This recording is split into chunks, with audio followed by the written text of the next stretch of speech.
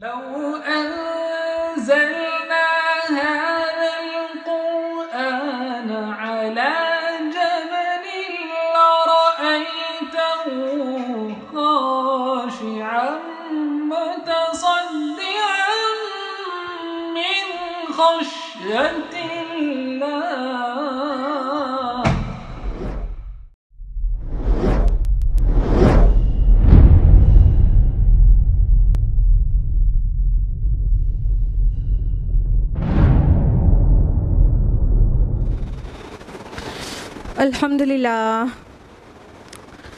الحمدللہ وحدہ والصلاة والسلام علی من لا نبی بعدہ. واعوذ باللہ من الشیطان الرجیم. بسم اللہ الرحمن الرحیم. شہر رمضان الذی انزل فیہ القرآن ھدی للناس وبینات من الھدی والفرقان. بسم اللہ الرحمن الرحیم. رب اشرح لی صدری ویسر لی امری واحلل عقدۃ من لسانی یفقہوا قولی. میری عزیز سامعات، آپ سبھی کا درس قرآن مجید میں ایک تہہ دل سے خیر مقدم ہے. السلام علیکم ورحمۃ اللہ وبرکاتہ. امید ہے آپ سب بخیر و عافیت ہوں گی. الحمدللہ. امید ہے آپ کے روزے اور عبادات آپ کے پلاننگ اور ایکسپیکٹیشن کے اکارڈنگ چل رہے ہوں گے. امید کریں. الحمدللہ. اللہ تعالیٰ سے دعا ہے کہ وہ آپ سبھی کی عبادات اور صیام کو قبول کرے. اللہ تعالیٰ آپ کی ساری دعاؤں کو قبول کرے اور اس بابرکت مہینے میں آپ سبھی کی، انفیکٹ ہم سبھی کی مغفرت فرما دے. آمین یا رب العالمین. تو درس قرآن میں کون سی سورہ چل رہی تھی؟ سورہ مؤمنون. اور ہم لوگ لاسٹ ٹائم سورہ مؤمنون کی کون سی آیت تک مکمل کر چکے تھے؟ آیت نمبر 56 تک. اور آج ہم لوگ آیت نمبر 57 آنورڈز جانیں گے انشاءاللہ. تو سٹارٹ کرتے ہیں آیت نمبر 57 آنورڈز. اعوذ باللہ من الشیطان الرجیم. بسم اللہ الرحمن الرحیم. ان الذین هم من خشیۃ ربهم مشفقون. بے شک جو لوگ اپنے رب کی ہیبت سے ڈرتے ہیں. والذین هم بآیات ربهم یؤمنون. اور جو اپنے رب کی آیتوں پر یقین رکھتے ہیں. دیکھیے سورہ مومنون کی سٹارٹنگ میں آیت نمبر 1 to 11 آپ کو یاد ہوگی کہ اس میں مومنون کی صفات کا بیان ہے جو وارث جنت ہوں گے نا. اب یہ جو آیات آ رہی ہیں یہ بہت سملر ہے اس سے. بیچ میں کفار کا ذکر تھا اور اس سے بالکل کنٹراسٹ بیان تھا. لیکن اب جو آیات آ رہی ہیں یہ کافی سملر ہے سٹارٹنگ کی آیات سے. یعنی وہ جو مومنون ہیں، جو فلاح پانے والے ہیں، ان کی اور بھی کچھ کوالٹیز ہیں جو اسی سورہ میں آگے یہاں سے مینشن ہوئی ہیں. تو اللہ تعالیٰ اس آیہ میں آیت نمبر 57 میں کیا فرما رہے ہیں کہ وہ جو اپنے رب کی خشیت سے ڈرتے رہتے ہیں، روب سے ڈرتے رہتے ہیں اور اپنے رب کی آیتوں پر ایمان رکھتے ہیں. یعنی وہ لوگ جو نیک اعمال کرتے ہیں پختہ ایمان کے ساتھ تو اپنے اعمال پر مطمئن نہیں ہو جاتے. جیسے رمضان المبارک چل رہا ہے، آپ روزے رکھ رہی ہوں گی اور بہت کثرت سے قرآن کا ساتھ اختیار کر رہی ہوں گی، بہت استغفار کر رہی ہوں گی اور بہت سے اچھے اچھے کام کر رہی ہوں گی. لیکن اس سے مطمئن نہیں ہو جانا ہے، کیونکہ مومنین کبھی مطمئن نہیں ہوتے کرنے سے، بلکہ وہ ڈرتے رہتے ہیں کہیں یہ قبول ہو نہ ہو. اس بات کا انہیں دغدغہ لگا رہتا ہے. حسن بصری رحمہ اللہ نے بہت بیوٹیفلی اس کو ڈسکرائب کیا ہے. امام بخاری نے اس قول کو اپنے صحیح البخاری میں بھی جگہ دی ہے. ما خافہ الا مومنون وما امنہ الا منافقون. جو امن سے ہے وہ منافق ہے ایکچولی، اور جو خوف میں ہے وہی مومن ہے. یعنی مومن اپنے اچھے اچھے کام کر کے کبھی مطمئن نہیں ہو جاتا کہ میں نے آج 10 پارے پڑھ لیے اور میں نے بہت سارا صدقہ خیرات کر دیا، آج سکون کی نیند آئے گی نہیں، پھر بھی دل ڈرتا رہتا ہے کہ بس اللہ قبول کر لے، بس اللہ قبول کر لے، تب بھی اچھے جتنے بھی اچھے کام کر لیں دل میں یہ سیٹسفیکشن نہیں ہونا چاہیے تو میں تو بڑا جو ہے اعمال صالحات کرنے والی ہوں، یہ احساس نہیں آنا چاہیے۔ تو مومن کی یہ صفت ہوتی ہے کہ وہ اپنے رب سے تب بھی ڈرتے رہتے ہیں، یعنی سارے اچھے کام کر رہے ہیں پھر بھی رب سے ڈرے جا رہے ہیں، اور جو رب کی آیات ہیں ان پر وہ ایمان لاتے ہیں، ایمان رکھتے ہیں۔ اور یہاں آیات سے مراد دونوں طرح کی آیات ہیں۔ کون کون سی 2 طرح کی ہم کہہ رہے ہوں گے؟ وہ کریے، گیس کریے۔ ایک کون سی؟ رب کی آیات کون سی ہیں بھائی؟ جی، آفاق اور انفس میں نشانی، اس کو دوسرے نمبر پہ بولنا چاہیے تھا۔ اور ایک آیات کون سی ہے؟ وحی کے ذریعے جو اللہ تعالیٰ نے قرآن حکیم میں نازل کی۔ تو اسے دونوں مفہوم رہے گا کہ جو اللہ تعالیٰ نے وحی کے ذریعے محمد رسول اللہ صلی اللہ علیہ وسلم پر نازل کیا ہے اس پر ایمان لاتے، پختہ یقین رکھتے ہیں، اور آفاق اور انفس میں بھی وہ جو آیات ہیں، اور آیات کا میننگ آپ لوگ بہت اچھی طرح جانتے ہیں، سائنس نا، نشانیاں، تو ان نشانیوں پر بھی غور و فکر کرتے ہوئے اسے بامقصد سمجھنے کا ایمان رکھتے ہیں۔ مطلب سورج نکل رہا ہے، ڈوب رہا ہے، اسے بے مقصد نہیں ہو رہا ہے، وہ غور کرتے ہیں اور پھر یقین رکھتے ہیں کہ یہ سب کچھ بامقصد ہے، لہٰذا وہ ڈرتے رہتے ہیں، اپنے رب سے کانپتے رہتے ہیں، محبت بھی ہوتی ہے اور احترام والا ڈر بھی، خشیہ ورڈ آیا ہے نا اور مشفقون آیا ہے نا، تو اس کا معنی یہ نہیں ہوتا کہ کسی جنگلی جانور سے جو خوف آئے گا وہ والا خوف نہیں، جو آؤٹ آف ریسپیکٹ جو خوف ہوتا ہے، جیسے پیرنٹ سے انسان کوئی بات کا ڈر رکھے کہ اگر کوئی لڑکا ہے سگریٹ پیتا بھی ہے لیکن والد کے سامنے نہیں پیے گا، کیوں؟ احترام کی وجہ سے۔ تو یہ جو ڈر ہے جو احترام اور محبت کی وجہ سے آتا ہے وہ خشیت کہلاتا ہے۔ تو جو مومنین ہیں اچھے کام کرنے کے بعد بھی وہ کیا ہوتے ہیں؟ اپنے رب سے ڈرتے رہتے ہیں اور اللہ کی آیات پر ایمان رکھتے ہیں، اور جو قرآن حکیم میں اللہ تعالیٰ کی آیات ہیں وہی ان کو آپس میں یونائٹڈ رکھتی ہیں۔ قرآن مینس بنتا ہے ان کو یونائٹ کرنے کا بھی، یعنی قرآن پر ایمان رکھنا ان کو متحد کرنے کا بھی سبب بن جاتا ہے۔ والذین هم بربهم لا یشرکون، اور جو اپنے رب کے ساتھ کسی دوسرے کو شریک نہیں کرتے۔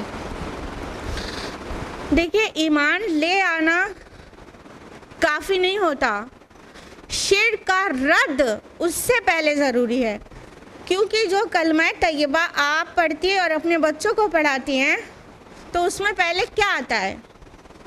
لا الہ، پھر کیا آتا ہے؟ الا اللہ۔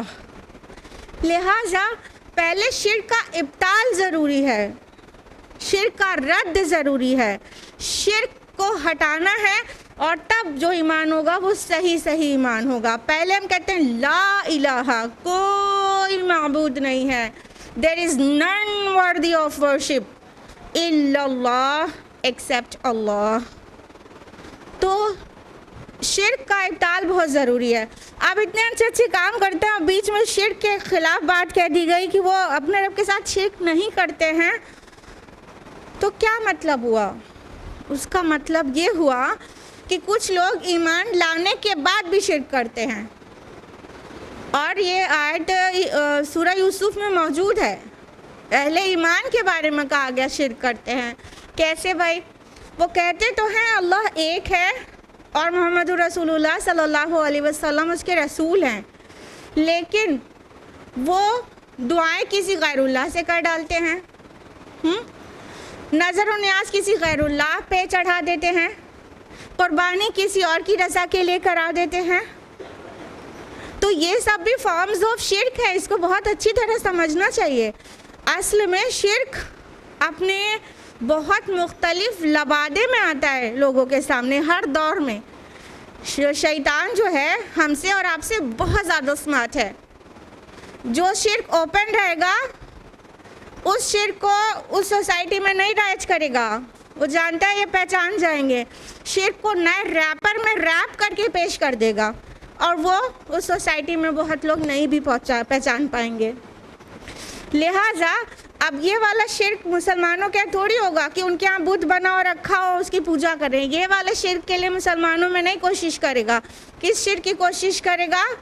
کہ اولاد نہیں ہو رہی ہے، ارے فلاں بابا بہت وہاں مراد پوری ہوتی ہے، جاؤ وہاں سے دعا کرو، سننے والا تو اللہ ہی ہے لیکن ان کے وسیلے سے مانگو، ان کے مزار کے پاس جا کے مانگو تو مل جائے گا، یہ والے شرک سے کوشش کرے گا۔ تو یا تو پھر بزرگوں کی حیثیت اتنی کر دینا کہ اللہ سے ملا دینا، یہ تمام جو فارمز آف شرک ہے اس کے لیے ہمیں بہت کانشیس رہنا چاہیے۔ شرک فی المحبہ بھی ایگزسٹ کرتا ہے۔ شرک فی المحبت کیا ہے؟ کسی سے اتنی محبت کرنا، چاہے وہ رسول ہو، چاہے اولیاء اللہ ہو، چاہے اپنے پیر فقیر ہو، کسی سے اتنی محبت کرنا کہ اللہ کی یا تو ہم پلہ بنا دینا یا تو اس کے اوپر لے جانا، یہ بھی شرک ہے، شرک فی المحبت۔ اور خدا نخواستہ اپنی اولاد سے آپ اتنی زیادہ محبت کرتے ہیں تو بھی شرک ہے۔ اللہ کا حق ہے کہ سب سے زیادہ محبت اس سے ہونی چاہیے۔ شرک فی الخوف بھی ہے ایک کائنڈ آف شرک۔ یہ کیا؟ یہ سب خفیہ شرک ہے، شرک خفی۔ شرک فی الخوف کا کیا ہے؟ شرک فی الخوف یہ ہے کسی سے اتنا ڈرنا کہ اللہ کے ہم پلہ، اللہ کے برابر یا اس سے بھی زیادہ ڈرنا، جیسے کسی پیر فقیر کے شراپ دے دینے سے ڈر جانا کہ نہیں ان کو پلیز کرنا بہت ضروری ہے، اگر انہوں نے جو ہے کوئی بددعا کر دی تو میری تو بنتی بگڑ جائے گی، اتنا خوف۔ تو کسی کا اتنا زیادہ یا باس کا اتنا زیادہ خوف کہ سیاہ سفید تو کر دیں گے، رب کی نافرمانی تو کر دیں گے لیکن باس کی نافرمانی نہیں کریں گے۔ ہاں، اسی بات میں باس پلیز تب ہو رہا ہے جب آپ رب کی نافرمانی کریں، تو آپ رب کی نافرمانی کر دیں گے باس کو پلیز کرنے کے لیے، شرک فی الخوف ہو گیا۔ وطن کے محبت میں بھی شرک ہو جاتا ہے۔ تو ان تمام جو ہے شرک کے کائنڈز کو بھی بہت ہوش مندی سے خیال رکھنا چاہیے کہ یہ سب بھی نہیں آنا چاہیے، لہٰذا کہا گیا وہ اپنے رب کے ساتھ کسی کو شریک نہیں کرتے ہیں۔ تو جب شرک کا نام آئے تو اتنا موٹا سا خالی امیجنیشن آپ کا نہ آیا کرے کہ ایسے ہم کہاں بت بنا کے اس کے سامنے جھکتے ہیں، بس یہی شرک نہیں ہے۔ ہم نے جو ابھی چیزیں بتائی اور اس کے علاوہ بھی کئی چیزیں، نبی صلی اللہ علیہ وسلم سے محبت بھی شرک میں داخل ہو سکتی ہے کہ مطلب کبھی رسول اللہ کے شان میں نعت میں ایسے اشعار ہوتے ہیں جو کھلا شرک ہوتے ہیں، اللہ تعالیٰ کے برابر یا اس سے اوپر پہنچا دیتے ہیں۔ تو نبی صلی اللہ علیہ وسلم کی ذات کو بھی اللہ کے ساتھ شریک کر دیتے ہیں لوگ، بہت ہوش مند رہنے کی ضرورت ہے۔ یعنی کامیابی تب ملے گی جب کسی بھی طرح کا شرک نہیں ہوگا۔ لہٰذا یہ جو شرک خفی جو بہت سارے بتائے ہم نے، اس کے لیے روز توبہ کیا کریے اور اپنے ایمان کو ریوائیو کیا کریے۔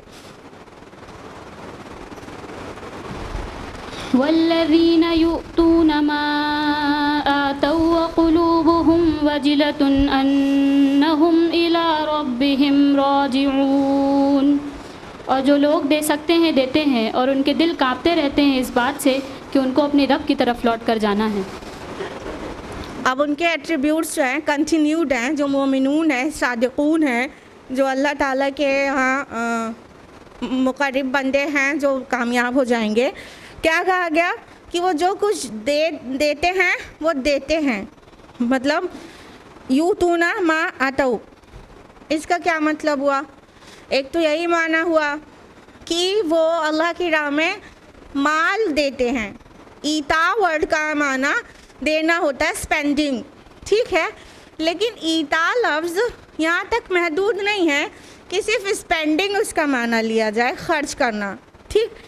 ایتا لفظ کا اور بھی معنی ہوتا ہے، وہ چیز کسی مادی چیز کے دینے کے لیے نہیں بلکہ کسی معنوی چیز کے دینے کے لیے بھی استعمال ہوتا ہے۔ جیسے کہ عرب میں کہا جاتا ہے آتیت من نفس القبول، اس کا مطلب ہوتا ہے کسی شخص کی اطاعت قبول کر لینا. اب یہ معنوی انداز میں آ گیا نا, تو اب یہ سبھی چیز کہیں گے, یعنی کسی کی اطاعت میں آ جاتے ہیں اور نیکیاں کرتے ہیں اور قربانیاں دیتے ہیں اور خدمات دیتے ہیں, جو بھی سروس ہے وہ دیتے ہیں. صرف مال دینا نہیں, سروس دینا, سیکریفائس دینا, قربانیاں دینا, یہ سب دینا بھی ایتا ورڈ کے مفہوم میں شامل ہے. تو یہاں پر جو میننگ جو ابھر کے آ رہی ہے وہ مولانا مودودی کا پوائنٹ آف ویو یہ ہے کہ یہ اصل میں اطاعت دینے کے معنی میں ہے, کہ وہ کمپلیٹلی سبمٹ کرتے ہیں اپنے رب کو, پوری طرح سے اطاعت بجا لاتے ہیں, اور وہ جو ہے اسی وجہ سے ان کے دل بہت سہمے ہوئے ہوتے ہیں کہ ہم چاہے کتنا بھی کر لیں, لیکن ان کو یہ ڈر رہتا ہے کہ ہمیں لوٹنا اپنے رب کی طرف ہے, کہیں یہ سب قابل قبول ہم سے ہے کہ نہیں. اب اس کے لیے عائشہ رضی اللہ عنہ نے کیا سمجھا اور کیا سوال کیا یہ بتا دیں گے تو آپ کو بہت زیادہ کلیئر ہو جائے گا. اس آیت پر عائشہ رضی اللہ عنہ نے یہ سوال کیا رسول اللہ صلی اللہ علیہ وسلم سے کہ کیا یہ ان لوگوں کی بات ہے جو ڈرتے رہتے ہیں, سہمے رہتے ہیں, مشفقون ہیں اور اپنے رب کی طرف پلٹنے سے ایک دم کانپ جاتے ہیں, تو کیا یہ وہ لوگ ہیں جو چوری کرتے ہیں اور زنا کرتے ہیں اور شراب پیتے ہیں؟ تو اللہ کے نبی صلی اللہ علیہ وسلم نے فرمایا نہیں, وہ راتوں کو اٹھتے ہیں, نمازیں پڑھتے ہیں, روزے رکھتے ہیں اور خیرات کرتے ہیں, لیکن ڈرتے اس لیے رہتے ہیں کہ کہیں یہ قبول نہ ہو. تو سمجھ آ گیا کہ اب یہ دینا مانا صرف مال نہیں ہے کہ دن میں مال دیں اور رات میں چوری کریں, نہیں, سب کچھ کرتے ہیں, لیکن جو ڈر ہے ان کے اندر کا وہ اس لیے ہے کہ کہیں قبول نہ ہو. تو اب دیکھیے اس کے نیگیٹو کے بھی ایکسٹریم پر نہیں جانا چاہیے کہ سب کچھ کرنے کے بعد بھی اتنا رو رہے ہیں کہ قبول نہ ہو تو کہ اپنے کو نڈال کر دیا, اپنی پازیٹیو انرجی کا لاس کر دیا. نہیں, بلکہ جو اسلام کا نظریہ ہے وہ یہ ہے کہ الایمان بین الخوف والرجاء, ایمان خوف اور امید کے درمیان میں ہے. تو ڈرنا بھی چاہیے لیکن اچھی امید بھی اللہ سے کرنا چاہیے. ابھی پوائنٹ کلیئر ہو گیا؟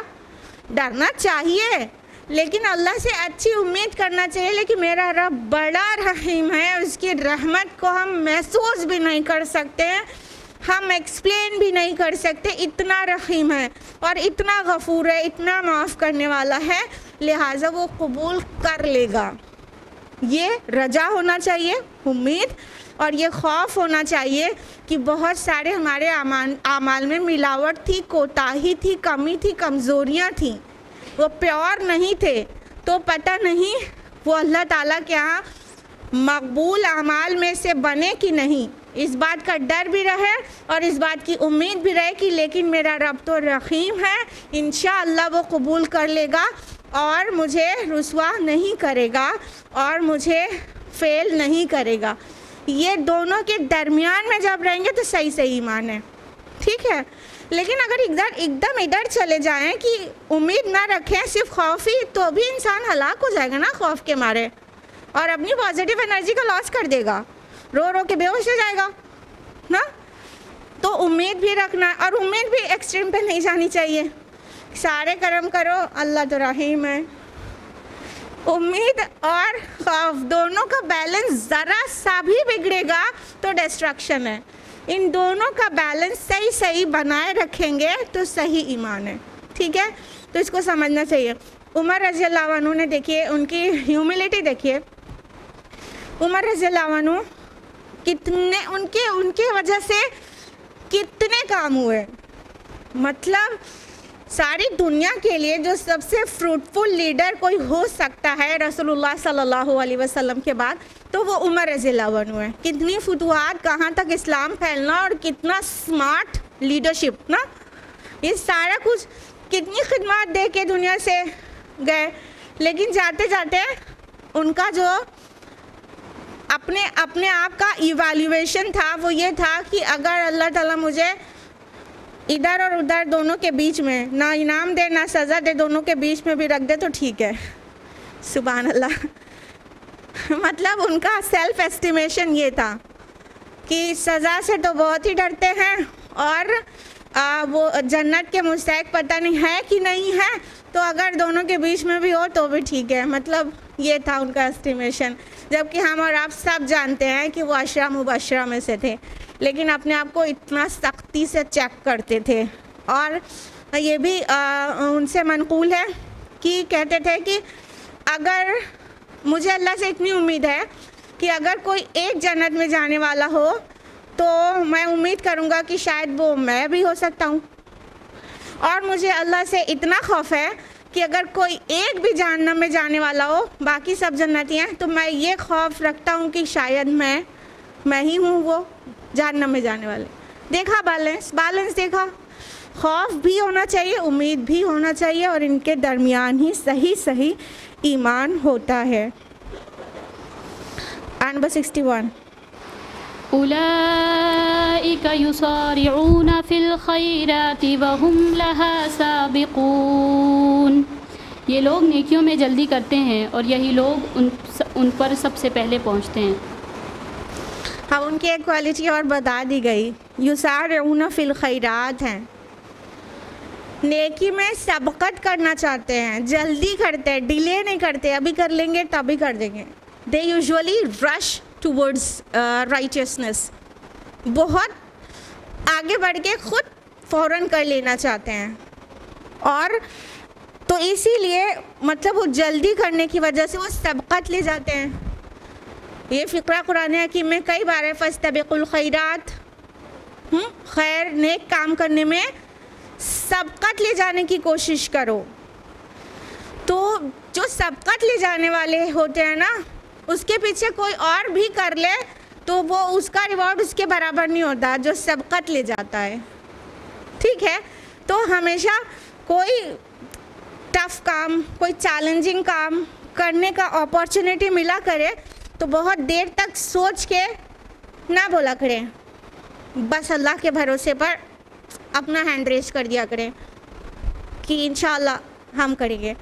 پھر اس کے پیچھے ہمت جٹاتے 2-4 اور ہینڈ ریز ہو جائیں گے تو سبقت لے جانے والے کے برابر نہیں پہنچیں گے وہ. پتہ ہے نا، مکہ میں جو لوگ ایمان لائے،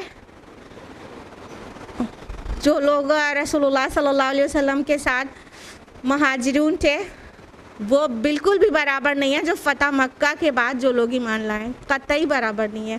وہ سبقت لے جانے والے ہیں. تو سبقت جو لے گیا وہ لے گیا، اور جو ویٹ اینڈ واچ کر کے اور بعد میں حالات بہت سازگار ہو گئے تب وہی نیکی کا کام کرے تو دونوں برابر تھوڑی ہو جائیں گے اللہ کی نظر میں. لہٰذا ہر کام کو سب سے پہلے کرنے کی ہم لوگوں کو کوشش کرنا چاہیے کہ میں سبقت لے جاؤں، اور چھوٹی چھوٹی نیکیوں میں بھی سبقت لے جانے کی کوشش کرنا چاہیے. کسی کو پیاس لگی ہے، بس اس نے کہا کہ پیاس لگی ہے، 4 لوگ بیٹھے تھے، کوئی نہیں اٹھا، کوئی ایک بچہ ہی ہوگا 5واں، وہ فوراً اٹھ گیا اور اس نے 1 گلاس پانی لا کے دے دیا. اس کو سبقت لے جانا کہتے ہیں. تو چھوٹی سے چھوٹی نیکی کو حقیر نہ سمجھیں، بلکہ اس میں سبقت لے جانے کی کوشش کریں. اللہ تعالیٰ نے ان کا ایٹریبیوٹ بیان کیا ہے جو کامیاب ہو جائیں گے، جو اللہ کو پسند ہیں. اس سلسلے میں یہ بات آ رہی ہے کہ وہ سبقت لے جاتے ہیں اور جلدی کرتے ہیں، سوچتے نہیں ہیں. شیطان کیا کرتا ہے، وہ پروکیسٹینیشن سکھاتا ہے، ارے کر لینا، ابھی بہت ٹائم ہے، ابھی ہو جائے گا. اس سے بہت بار وہ جذبہ ٹھنڈا پڑ جاتا ہے اور وہ کام نہیں ہوتا ہے. نوٹس کیا، کبھی فیل کیا ہے؟ ہاں، اس لیے جس وقت ایمان چڑھا ہوا ہو بس کر ڈالنا چاہیے، دیر نہیں کرنا چاہیے. آیت نمبر 62. وَلَا نُكَلِّفُ نَفْسًا إِلَّا وُسْعَهَا وَلَدَيْنَا كِتَابٌ يَنطِقُ بِالْحَقِّ وَهُمْ لَا يُظْلَمُونَ. اور ہم کسی کو اس کی طاقت سے زیادہ تکلیف نہیں دیتے، اور ہمارے پاس کتاب ہے جو سچ سچ بتا دے گی اور ان پر کوئی ظلم نہیں کیا جائے گا. یہ آیت قرآن حکیم میں بہت بار ریپیٹ ہوئی ہے، وَلَا نُكَلِّفُ نَفْسًا إِلَّا وُسْعَهَا. تھوڑے سے لفظی فرق کے ساتھ بقرہ میں 2 بار آئی ہے اور یہاں پر ہے، کئی بار ریپیٹ ہوئی ہے. اور آپ سورہ بقرہ کی آخری آیت تو پڑھتی رہتی ہیں وَلَا يُكَلِّفُ اللَّهُ نَفْسًا إِلَّا وُسْعَهَا، رائٹ. لیکن جس کانٹیکسٹ میں یہاں آئی ہے وہ بہت امپورٹنٹ ہے. یعنی نیکی میں سبقت کی بات ہو رہی ہے، اچھے اعمال کی بات ہو رہی ہے، تو کوئی یہ نہ سمجھے کہ جو دنیا کا بہت بڑا انٹلیکچوئل ہے ہم تو اتنی سروسز نہیں دے پا رہے ہیں. لائک آپ دیکھیں کہ یوتھ کلب اسپیکرز ہیں، ٹھیک ہے، آپ ان سے کمپیئر کرنے لگیں. یا تو آپ دیکھیں کہ بردر فیض سید کی سروسز بہت زیادہ ہیں. تو کوئی ایک بلو ایوریج دماغ کی خاتون سوچے کہ ہم کو اتنا کرنا ہے، تو بات واضح کی گئی ہے کہ اللہ تعالیٰ کسی کی استطاعت سے زیادہ اس پر بوجھ نہیں ڈالتا. یعنی مان لیجیے کسی میڈ سے یہ نہیں پوچھا جائے گا کہ فیض سید کے برابر تم نے اسپیچز کیوں نہیں کیا. Getting the point. جو اللہ نے عطا کیا ہے وہ جج کرے گا اکارڈنگلی، اس کے شاکلہ کے مطابق. شاکلہ کیا ہے؟ یہ قرآن کی اصطلاح ہے، سورہ بنی اسرائیل میں آیا ہے. شاکلہ ہے whatever Allah subhanahu wa ta'ala has given us in our genes، جو ہمارے جین میں جینیٹک کوڈنگ کے ذریعے جو صلاحیتیں جینس میں ہیں وہ plus back ground, the atmosphere، the surrounding in which we live، جس گھر میں پیدا ہوئے، جس سماج کا حصہ ہیں، ان دونوں کے مطابق انسان کا اپنا ایک کسی کام کو کرنے کی اسٹیمنا اور صلاحیت بنتی ہے. یعنی کچھ اللہ نے دے کر بھیجا ہوگا، کچھ سماج نے اس کی تربیت کی ہوگی، ٹھیک ہے. اس کے بعد وہ ایک جو پیکج ہے ایٹ پریزنٹ تو تب ہے، تو جو اسے اللہ کی طرف سے ملا اور جو بیک گراؤنڈ سے ملا، اس کے بعد جو اس کا انٹلیکچوئل اور اس کا ایجوکیشنل لیول ہے، اس کے اکارڈنگ اس سے ایکسپیکٹ کیا جائے گا کہ اس نے کتنا کیا. Getting the point. کہ انسان بہت زیادہ ذہین ہے، مان لو پوسٹ گریجویٹ ہے، پھر اس سے کہو کہ قرآنک عربک سیکھ لو، تو وہ کہے ارے وہ عربی تو بہت ڈیفیکلٹ ہے، وہ ہم سے نہیں ہو رہا ہے، بہت زیادہ کٹھن ہے. تو بھی پوسٹ گریجویشن کرنے کے لیے کٹھن نہیں تھی، وہ کٹھن نہیں تھا. ارے انجینئرز اور ڈاکٹرز کو عربک ٹف لگ جاتی ہے، کیا میڈیکل کرنا اتنا آسان ہے؟ انجینئرنگ کرنا اتنا آسان ہے؟ اور قرآن کے عربک پڑھنے کے لیے 6 مہینے کا کورس کرنے بول دو تو ڈیفیکلٹ ہو جاتا ہے. یہ ہے وہ پوائنٹ جو ہم آپ کو سمجھانا چاہ رہے ہیں. Whatever Allah subhanahu wa ta'ala has given us, He will question us accordingly. جب ہم ایک چیز میں اپنی ذہنی صلاحیت کو اتنا ایکسل کر کے اتنی دور پہنچا سکتے ہیں تو دوسری چیز میں ایک دم سے مظلوم کیوں بن جاتے ہیں. اور جو واقعتاً جس کو ذہنی صلاحیت ادنا دی گئی ہیں تو اس سے نہیں سوال ہوگا کہ عربک کے پروفیسر کیوں نہ بن گئے تم، قرآن کے پروفیسر کیوں نہ بن گئے تم. سمجھ گئے؟ جتنا اللہ نے عطا کیا ہے اس کے اکارڈنگلی وہ کویشچن کرے گا، اس کے عطا کے خلاف وہ کویشچن نہیں کرے گا. جب زیادہ دیا ہے تو زیادہ سوال کرے گا، کم دیا ہے تو کم سوال کرے گا اور بہت ریلیونٹ ہوگا. یوں کہہ لیجئے کہ ہمارے جو اعمال ہیں اور ہمارا جو انٹلیکٹ ہے وہ سب کمپیوٹر میں فیڈ ہوا ہے، اور اللہ تعالیٰ کا سپر کمپیوٹر جو وہاں پر ہے وہ اس سے جج کرے گا کہ کیا دیا گیا تھا اور کیا کر کے دنیا میں آیا ہے. اس کے اکارڈنگ اس کو میچ کرتے ہوئے اس کا کویشچن بنا دے گا. سمجھ گئے؟ تو جو کچھ دیا گیا، چاہے انٹلیکچوئل لیول، ایجوکیشنل لیول اور سوسائٹی اور دا پیرنٹس اور واٹ سو ایور، جو بھی چیز اس کو اللہ تعالیٰ نے دی ہے اندر سے بھی باہر سے بھی، اس کے بعد اس کی ایک پرسنالٹی بنی نا، تو اب اس کے بعد وہ کیا کر سکتا تھا اس کے حساب میں جج کیا جائے گا. اور اسے احساس ہونا چاہیے کہ جب وہ دنیا کے لیے اتنا کچھ کرنے کے لیے اس کا دماغ انف ہے، تو پھر آخرت کے لیے تھوڑا بھی کوشش کرنے کے لیے اس کا دماغ ایک دم کند ذہن کیسے ہو جاتا ہے؟ کیسے ہو جاتا ہے؟ اس لیے جس کو زیادہ دیا گیا ہے نا وہ زیادہ ڈریں، اور جس کو کم دیا گیا ہے اللہ تعالیٰ ان کا حساب بھی آسان لے گا۔ آپ ہر ایک کو ہر جگہ فٹ کر کے اس سے سوال نہ کرنے لگیں، جس کو جتنا عطا کیا گیا ہے اسی حساب سے کویشچن کیا جائے گا۔ دس از دا ایسنس آف دا آیا، کہ اللہ تعالیٰ کسی کی طاقت سے زیادہ اس پر ذمہ داری نہیں دیتے، بوجھ نہیں ڈالتے، اور جو کچھ ہے سب ایک کتاب میں درج ہے۔ اب یہاں کتاب سے مراد نامہ اعمال ہے، یعنی جو ابھی ہم نے آپ کو بتایا کہ آپ کی صلاحیتیں بھی چپس میں ہیں، کمپیوٹر میں ہیں، اور آپ کے پروویژنس بھی چپس میں ہیں، کمپیوٹر میں ہیں، اور دونوں میموریز جو رام چپ ہو، ریم چپ ہو، واٹ ایور، دونوں کو ریلیٹ کر کے سپر کمپیوٹر کیلکولیٹ کر کے بتا دے گا، تو وہ سارا سپر کمپیوٹر اللہ تعالیٰ کے پاس ہے۔ تو وہ سب کچھ جو کچھ ہے انسان کو دکھا دیا جائے گا روز آخرت، تو ایک دم پھڑ پھڑانے لگے گا۔ سورہ کہف کے آیت نمبر 49 آپ کا ہوم ورک ہے، جا کے پڑھ لیجئے گا، کہ جب گناہگار دیکھیں گے نا کہ نامہ اعمال ان کے سامنے لایا جائے گا تو کہیں گے ہائے خرابی، اس میں تو سب کچھ ہے، کوئی چیز اس میں سے چھوٹی ہی نہیں ہے۔ تدبر کریے گا اس آیت کو، کہ اس میں سے کچھ بھی چھوٹا ہی نہیں ہے، جو بھی کرتوت کیے تھے اچھے ہو چاہے برے، وہ سب کچھ اس میں ریکارڈڈ ہوگی، تو ان کی اسکلز بھی، ان کے پروویژنز بھی اس میں ریکارڈڈ ہوں گے۔ تو انسان کو اپنے آپ کو پہچاننے کی کوشش کرنا چاہیے۔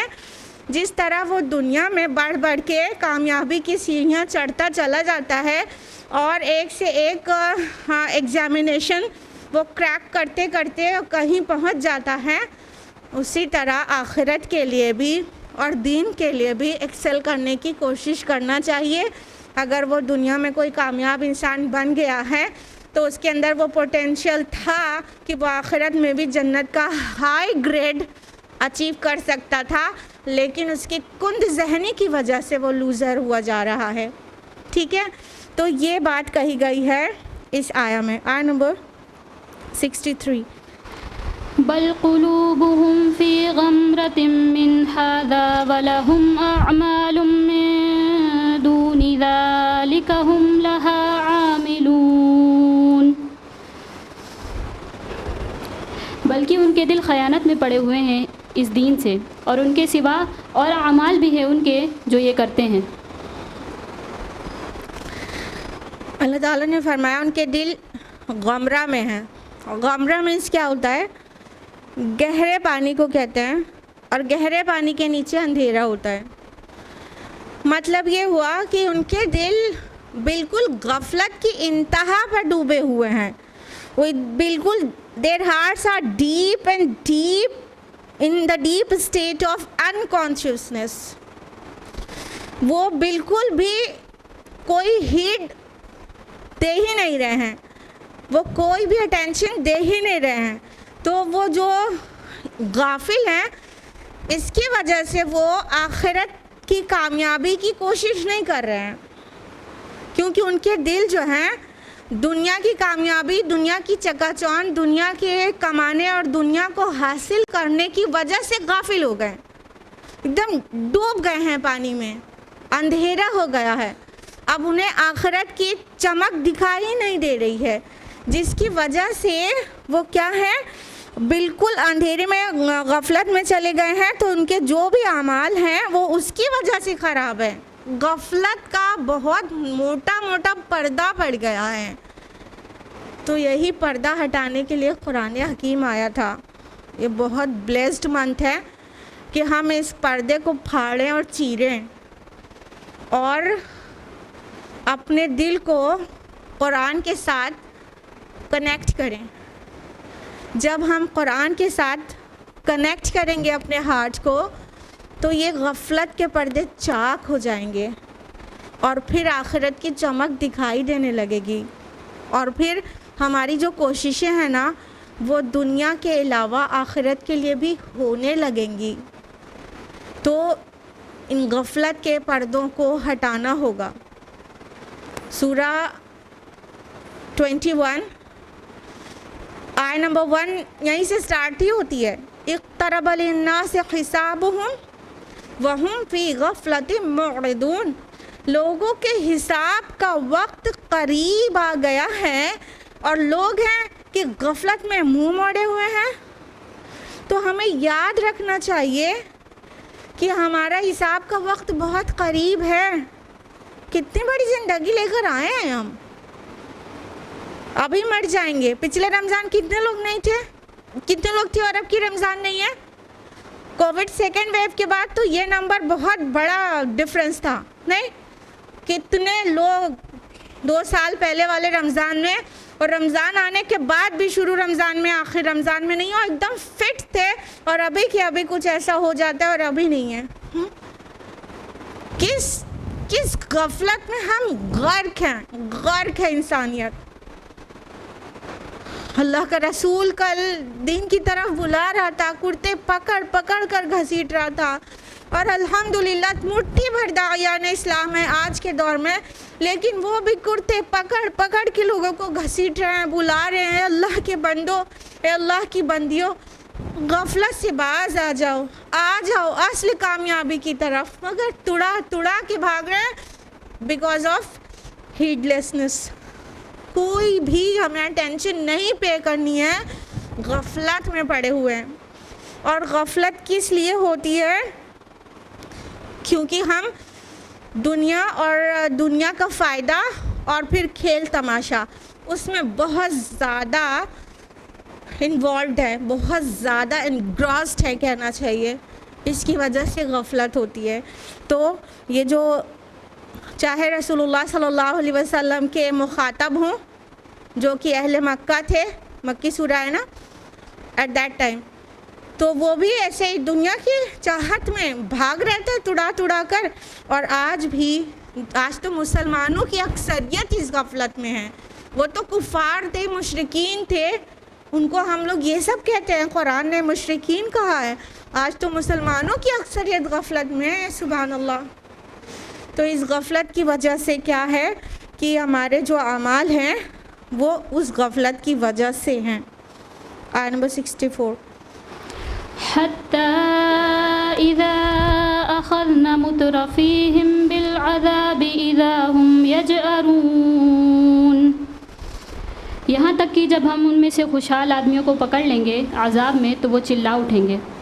لا تجأروا اليوم إنكم منا لا تنصرون. آج مت چلاؤ, تم کو ہم سے کوئی مدد نہیں ملے گی. دیکھیے یہ جو ایلیٹ پیپل ہوتے ہیں, یہاں مترفین جو آیا ہے, مترفیہم آیا ہے ایکچولی, اور یہ اضافت کی وجہ سے نون ہٹ گیا ہے مترفین کا. تو یہ مترفین کون ہوتے ہیں, بار بار بتاتے رہتے ہیں, یہ ایلیٹ پیپل ہوتے ہیں, فائنینشیل ایلیٹ, سوشلی ایلیٹ. تو یہ جو خوشحال لوگ ہوتے ہیں نا سوسائٹی کے, سب سے زیادہ فساد یہی پھیلاتے ہیں ایکچولی. تو اللہ تعالیٰ ان کو سب سے پہلے ایڈریس کر رہا ہے, کیونکہ باقی لوگ تو ان کے فالوورز ہوتے ہیں نا, بلائنڈ فالوورز. تو یہ جو ایلیٹ پیپل ہیں نا, ان کو اللہ تعالیٰ خالی ایڈریس کر رہے ہیں, ورنہ تو غلطی تو سبھی لوگ کر رہے ہیں ان کے پیچھے. جو ان کو بلائنڈلی فالو کر رہے ہیں وہ بھی غلطی کر رہے ہیں, وہ بھی غفلت میں آ گئے, لیکن یہ ان کے لیڈرز ہیں نا, لیڈرز ہیں. تو اللہ تعالیٰ کہہ رہے ہیں کہ جب ہم یہ ایلیٹ پیپل کو, یہ خوشحال لوگوں کو, ہر سماج کے خوشحال لوگ سب سے پہلے فساد پیدا کرتے ہیں, تو ان کو جب ہم عذاب میں پکڑ لیں گے, عذاب میں پکڑ لیں گے مطلب وہی آفٹر ڈیتھ ہے, تو پھر وہ کیا کرنے لگیں گے, بلانے لگیں گے, چیخنے چلانے لگیں گے. لا تجأرون کہا گیا نا, لا تجأروا اليوم, آج مت بڑبڑاؤ, آج چیخو چلاؤ مت. جانور کو جب سزا ملے, تکلیف ہو تو جیسے چیختا ہے, وہ لفظ استعمال کیا گیا ہے یہاں پر. تو اللہ تعالیٰ بھی کہہ دیں گے اب آج مت چیخو چلاؤ, یہ جو کچھ تم نے کیا ہے اس کے وجہ سے آج تمہیں کسی طرح کی کوئی مدد نہیں ملے گی.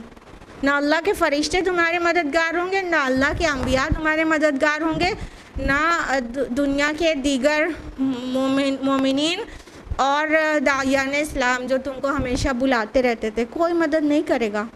چیخو چلاؤ مت، اور اگر چیخو چلاؤ بھی تو تمہارا کچھ نہیں ملنے والا ہے. تو یہ ایلیٹ پیپل کو وارن کیا گیا ہے. پھر اس کے پیچھے بلائنڈلی جو فالو کرتے رہیں وہ سب اپنے آپ اس کے ایڈریسیز ہو گئے. لیکن وہ لیڈرز ہیں نا، تو ان کی اتنی بری کنڈیشن ہوگی وہاں پر کہ اس کو منظر کشی کی گئی ہے کہ پھر چیخیں گے چلائیں گے. یہاں پر پہلے تو سب کو گمراہ کرنے میں سب سے آگے تھے، اور اب ان کو تکلیف پہنچی. وہ تو دنیا میں بہت زیادہ تکلیف میں رہے بھی نہیں تھے، دنیا میں تو عیش و آرام میں رہے تھے.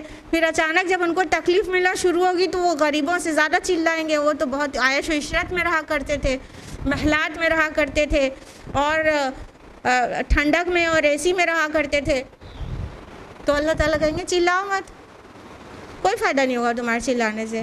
تمہارا جو دنیا کا نظام تھا نا، سارے خدام تمہارے ایک آواز بلکہ ایک اشارے پہ بھاگ کے آتے تھے اور تمہیں سرو کرتے تھے. کوئی نہیں آنے والا آج، چلا لو. تمہارے جو خدام جو ہیں نیک ہوں گے وہ جنت میں ہیں، اور تم جو یہاں پر بھگت رہے ہو وہ بھی آ کے تمہاری مدد نہیں کریں گے. آج تو تمہیں یہ جھیلنا ہی ہوگا جو کچھ تم نے اپنے لیے کمایا ہے. آیت نمبر 66. قد كانت آياتي تتلى عليكم فكنتم على أعقابكم تنكصون. میری آیت تم کو پڑھ کر سنائی جاتی تھی اور تم الٹے پاؤں پھر جاتے تھے. مستكبرين به سامرا تهجرون. تکبر کرتے ہوئے اس کو کہانی سمجھ کر چھوڑ کر چلے جاتے تھے. اب ان کو یاد دلایا جائے گا کہ دنیا میں ایسا نہیں تھا کہ پیغام نہیں پہنچا تھا تمہارے تک. پیغام پہنچا تھا، لیکن کیا ہو گئے تم؟ علی اعقابکم تنکسون. تنکسون لفظ جو ہے آیا ہے نون کاف صاد سے. نکوس کہتے ہیں کسی چیز سے پیچھے ہٹ جانے کو، مطلب ٹرن ہو جانے کو، بیک کر کے دکھا دینے کو. تو اللہ تعالیٰ فرمائیں گے ایسا تھوڑی ہے کہ تم کو اچانک عذاب میں پکڑ لیا گیا ہے. نہیں.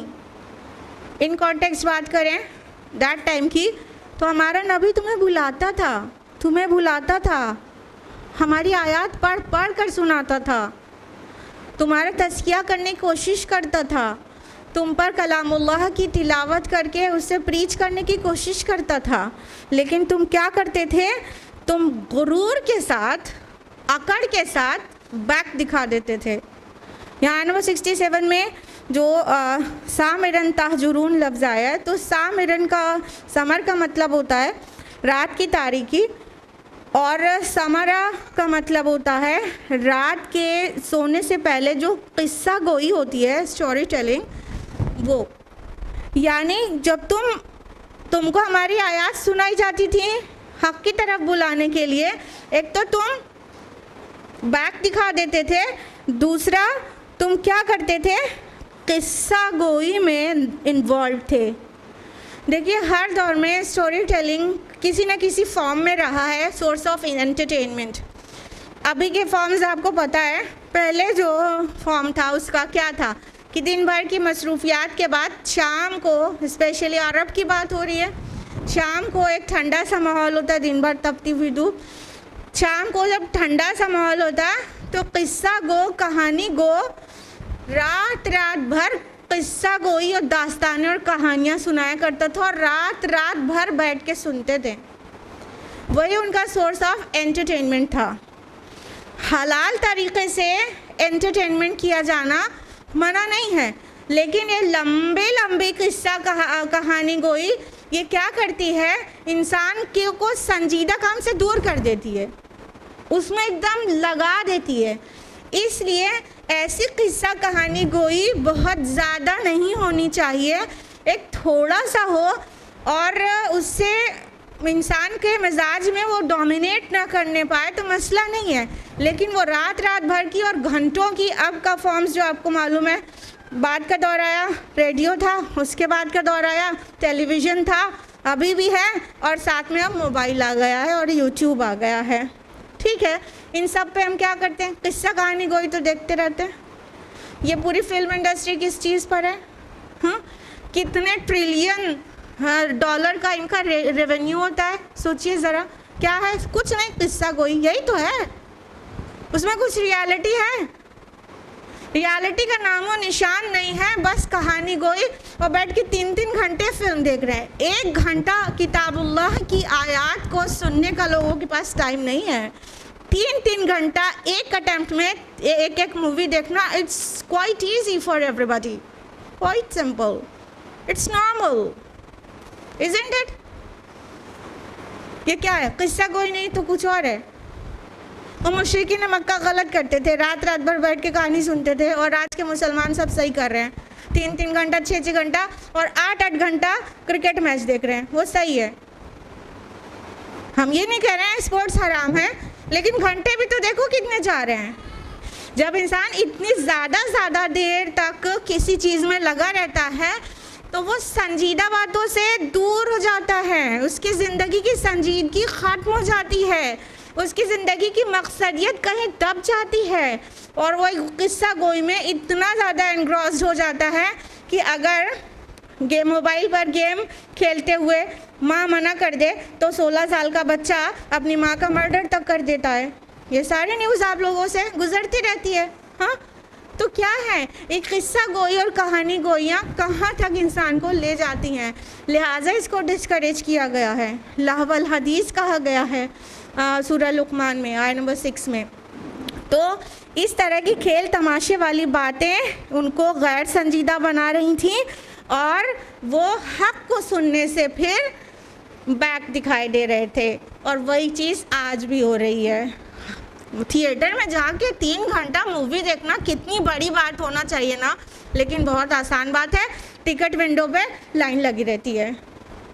मतलब ये तो किसी को ऐसे दिखाने के रिक्वेस्ट, हाथ पैर जोड़ के किसी को दिखाने की रिक्वेस्ट करना चाहिए जिसकी अर्निंग हो रही है। वहाँ हाथ पैर जोड़ना तो बहुत दूर रहा, वहाँ टिकट विंडो पे लाइन लगी है, ब्लैक में टिकट बिक रहा है। 3 घंटा एक सीट पे बैठे रहना है। अभी अल्लाह रसूल की बात हो, 3 घंटा एक सीट पे बैठ रहे हैं तो कमर में दर्द रहता है हमारे, तो हमारे पैर में दर्द रहता है, तो मेरी तबीयत सही नहीं रहती है, तो कितने सारे बहाने तैयार हो जाएंगे। उन सभी बैक पेन के मरीज़ों को थिएटर में बैठने में कुछ भी नहीं होता। ये डिफरेंस आ जाता है बहुत ज़्यादा लग़्व में इन्वॉल्व होने से। तो यही वो कर रहे थे, तो कुरान से संजीदगी उनकी ख़त्म हो गई थी, और वो क्या कर रहे थे, कतराने लगे थे और फहश कलामी करने लगे थे। यहाँ पर जो लफ्ज़ तहजुरून आया है, अगर ये हज्र से है तो इसका मतलब होता है कतराना, निकल जाना, हिजरत वर्ड आपके लिए मारूफ़ है। और अगर ये हुज्र से है तो इसका मतलब होता है बदज़ुबानी करना, बुड़बुड़ाना, फहश कलामी करना।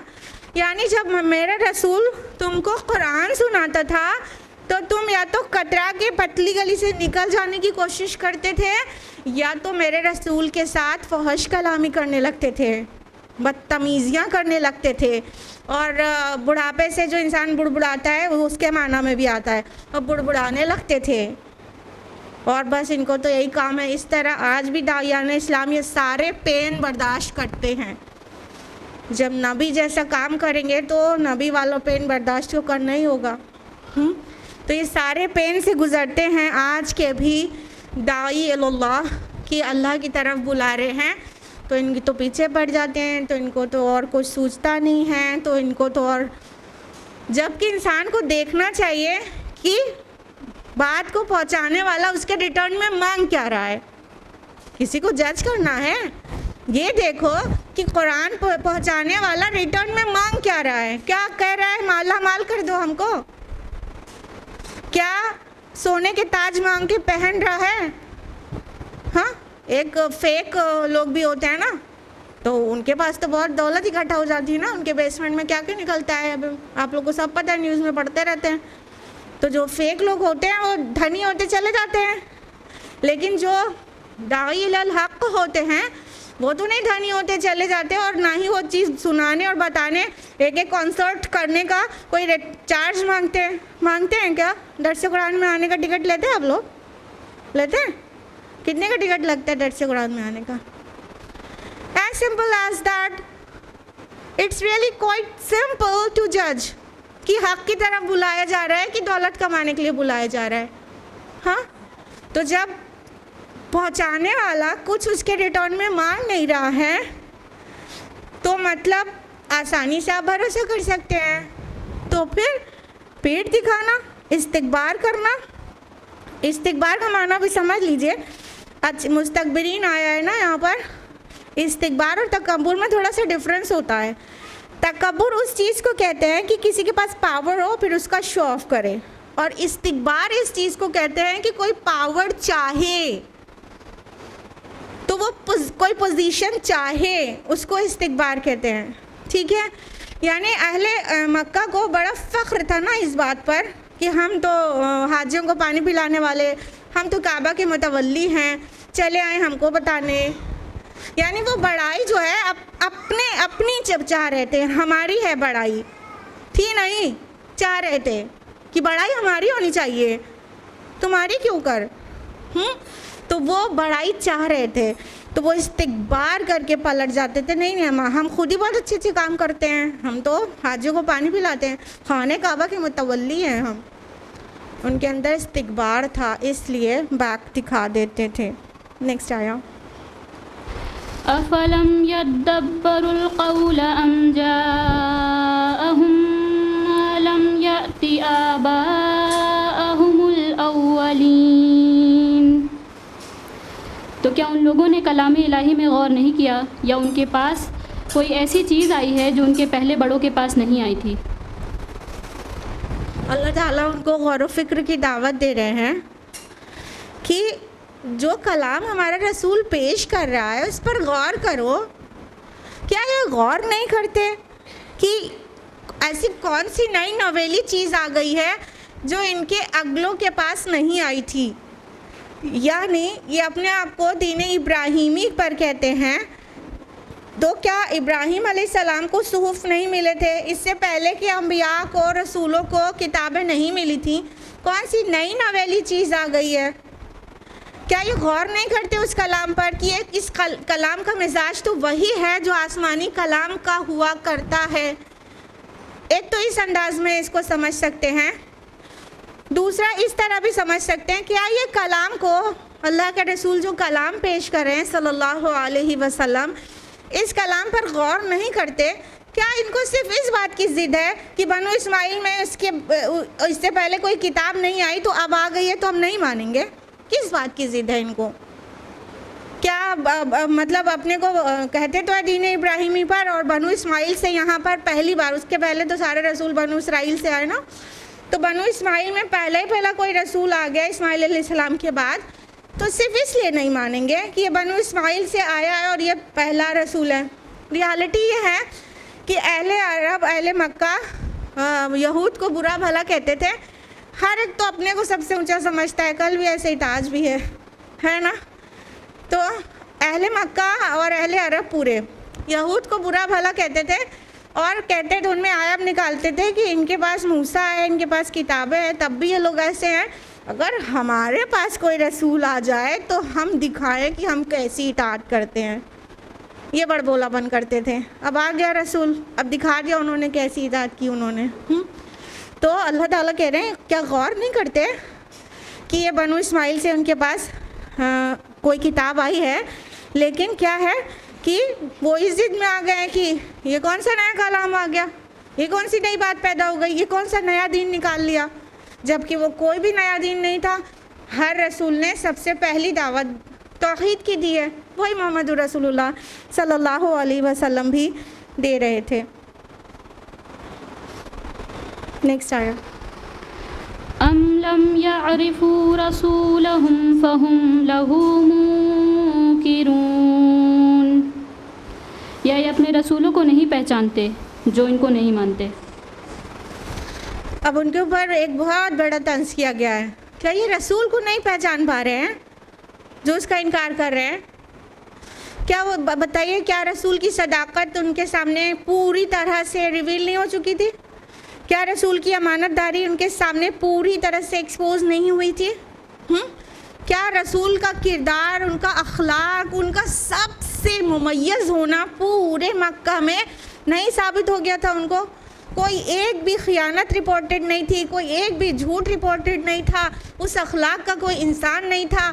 5 سال پہلے ہی ابھی جب حجر اسود کو رکھنے کی بات آئی تھی خانہ کعبہ کی دیوار پر, تو رسول اللہ صلی اللہ علیہ وسلم کو جب چوز کیا گیا تو وہ سب متفق تھے کہ یہ صادق ہے اور یہ امین ہے, ہم ان کے اوپر پوری طرح سے راضی اور خوش ہے کہ یہ رکھیں. رائٹ, سب کچھ جانتے تھے نا نبی کی صداقت, اس کے بعد بھی وہ نہیں مان رہے تھے. تو اللہ تعالیٰ کہہ رہے ہیں کہ یہ رسول کو پہچان نہیں پا رہے. یعنی جس انسان نے زندگی میں ایک بھی جھوٹ نہ بولا ہو, وہ اچانک اللہ کے نام پہ اتنا بڑا جھوٹ کیسے گڑھ لے گا؟ اس سے صاف پتہ چلتا ہے نا کہ وہ پہچان کر بھی انکار کر رہے تھے, کیونکہ ان کی چودراہٹ کو خطرہ تھا. ریالٹی یہ تھی. نیکسٹ آیا.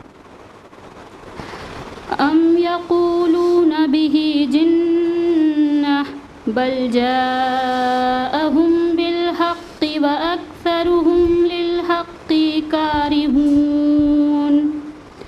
یا یہ کہتے ہیں کہ اس کو جنون ہے؟ نہیں, بلکہ وہ ان کے پاس حق لے کر آئے ہیں اور ان میں اکثر لوگ حق کو ناپسند کرتے ہیں. نبی صلی اللہ علیہ وسلم پر یہ بہتان لگایا جاتا تھا نا, ہمارے معصوم نبی پر, حکیم نبی پر, کہ ان کو جنون لاحق ہو گیا ہے, کسی جن نے پوزیس کر لیا ہے ان کو. اتنا بڑا بہتان. تو کیا یہ سچی بات تھی؟ کیا ان کی باتوں میں ایسا جنون نظر آتا تھا جیسا کسی کو جن لاحق ہو جائے تو وہ ویسی باتیں کرتا ہے؟ کیا دونوں میں کوئی ڈفرینس نہیں تھا؟ نہیں, بہت زمین و آسمان کا ڈفرینس تھا.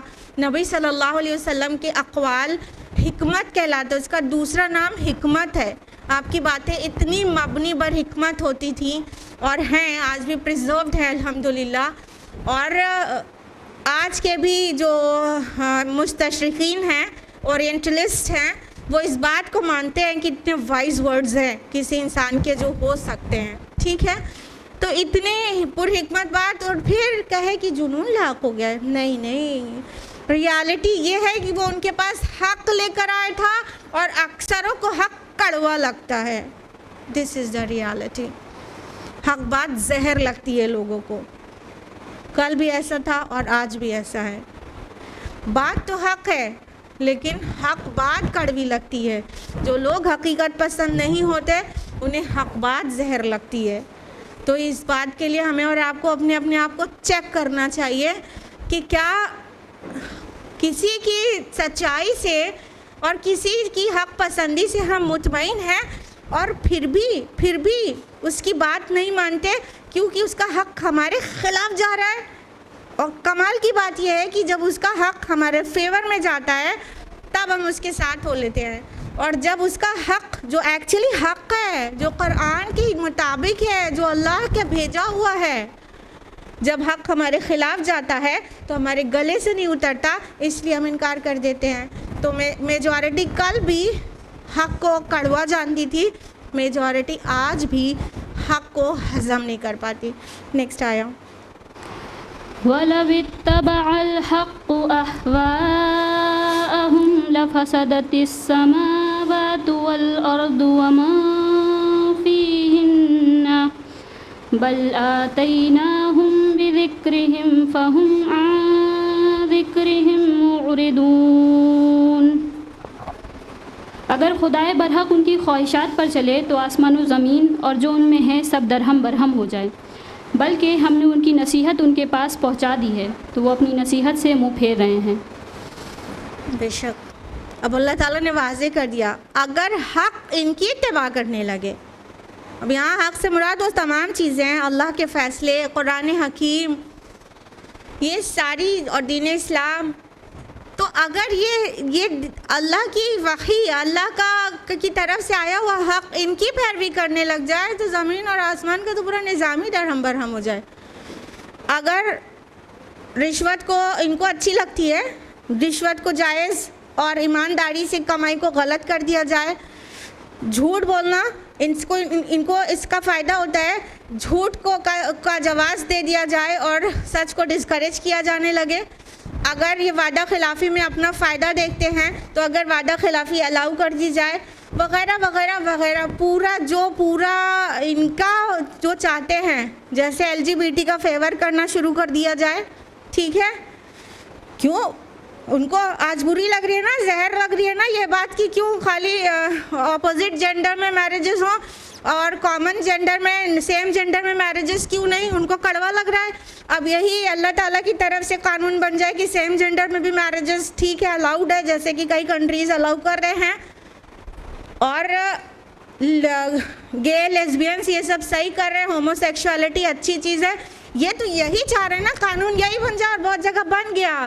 تو اگر حق ان کا تابع دار ہو جائے تو زمین اور آسمان کا سارا نظام بگڑ جائے۔ بتائیے کیا سماج میں کچھ چیزوں سے سوسائٹی میں کیا پاک بازی بچے گی، کچھ چیزوں سے کیا وہاں کا سسٹم اور انصاف بچے گا؟ پورا سب کچھ بگڑ جائے اور سارا توازن سب چیز بگڑ جائے۔ تو حق ان کا پیروکار نہیں بنے گا، حق ہی رہے گا، ان کو حق کا پیروکار ہونا پڑے گا، ادروائز پورا سسٹم درہم برہم ہو جائے۔ تو اللہ تعالیٰ کہہ رہے ہیں ہم تو ان کو یہ نصیحت کر رہے ہیں لیکن یہ اصل میں نصیحت سے منہ موڑ رہے ہیں۔ آج کے لیے اتنا ہی۔ اللہ تعالیٰ سے دعا ہے کہ ہم سبھی کو توفیق دے کہ ہم مومنون صادقون والی صفات اپنے اندر جذب کریں، اور ہم چاہے تکلیف میں چاہے آسانی میں حق کو قبول کریں اور حق کی پیروی کریں، نہ کہ اپنی خواہشات کی پیروی دوسری طرف سے کرانا چاہیں۔ اللہ تعالیٰ سے دعا ہے کہ وہ ہم سبھی کو قرآن مجید پڑھنے، سمجھنے، غور و فکر کرنے اور عمل کرنے اور غیروں تک پہنچانے کی توفیق عطا فرمائے۔ آمین یا رب العالمین۔ وآخر دعوانا الحمدللہ رب العالمین۔ والسلام علیکم ورحمۃ اللہ وبرکاتہ۔